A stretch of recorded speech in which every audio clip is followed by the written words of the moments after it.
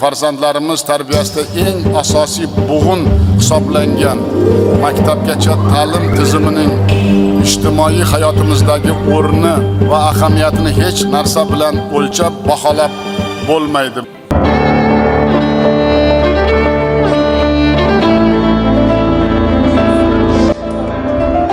Men Iskanova Nodira Abdurasul qizi, Jizzax viloyati Arnasoy tumani 3-sonli davlat maktabgacha ta'lim tashkilotida 6 yildan beri tarbiyachi sifatida ish yuritaman.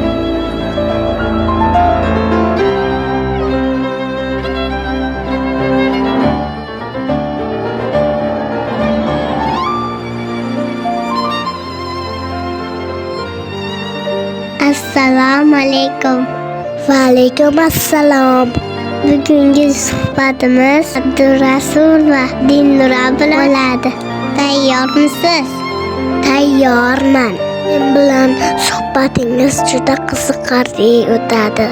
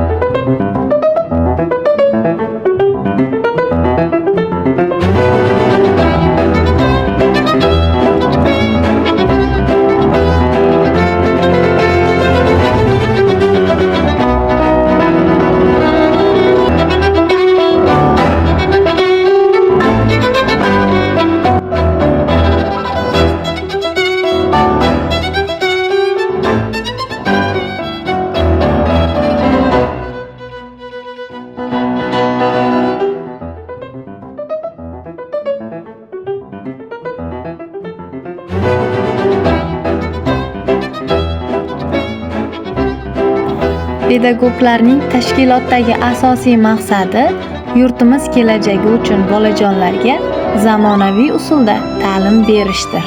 Shuni unutmasligimiz kerakki, yangi O'zbekiston bolalari kelajagi bizning qo'limizda.